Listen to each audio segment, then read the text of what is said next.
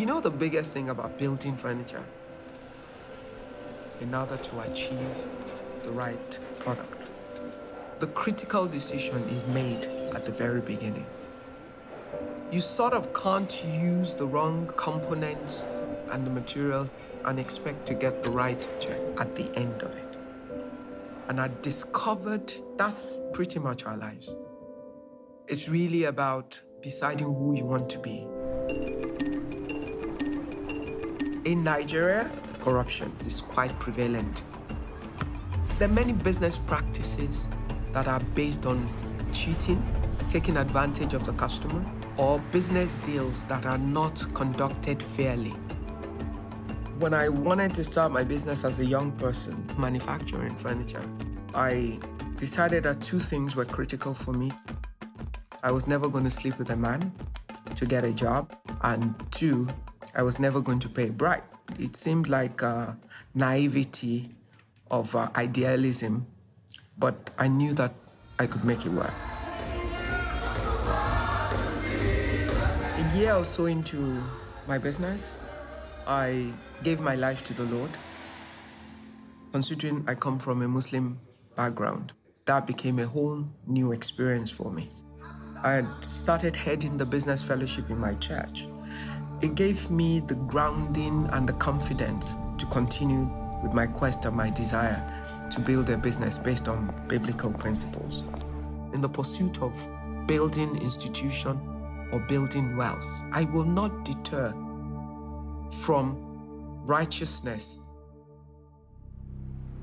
In 2004, there was an announcement in the news that just says importation of any form of furniture is banned. By that single announcement, about 80% of our business was shut down. Now, that was a very scary moment. My option was to choose to become a smuggler, and a lot of people chose that route. They would make a deal with the customs officers to get around it. I wouldn't do that, because everything I'd learned and the principle I'd chosen to live by didn't fit in with that. So I called my staff, had a meeting, and said, look, I'm not firing anybody. We're going to go through this. I just need you guys to pray for me and ask the Lord to grant me the grace and wisdom for this season. I looked at the whole furniture value chain, and I found that the most difficult to replicate locally would be office seating, because it's very technical.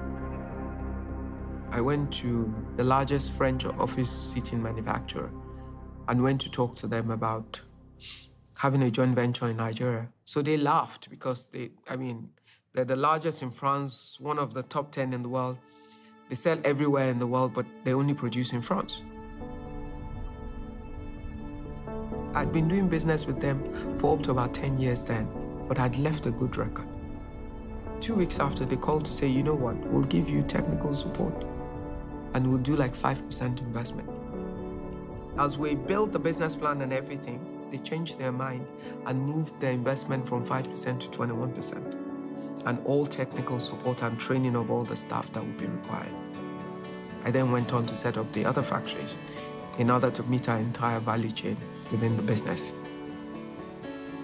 At the end of it, we became a bigger and a better company than we were before the crisis. And the whole process of responding to that situation and the build-up of the new companies that emerged from it opened doors to a corporate career, because companies started looking for people who had integrity and certain value system to sit on their boards. First Bank is well known for its governance structure. So anybody who would be the chairman of First Bank has to be somebody with a lot of high ethics, high integrity. That's why she was chosen to become the first female chairman of First Bank. First Bank is the biggest bank in the country, so that puts it in a bigger light. She's very, very well respected.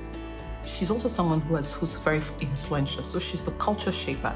She's become an example of how to do business as a Christian in Nigeria. You can see her faith in her, in the way she talks, the way she deals with every staff. Ready to listen to you, ready to show you how to grow.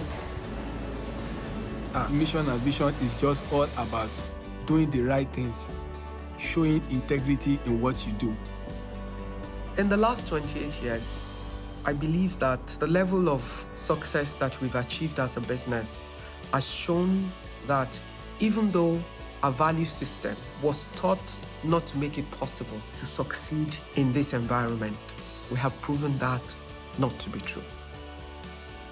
By deciding in advance my values, by deciding in advance my focus, and in trusting Him, He will lead me every step of the way to the right place.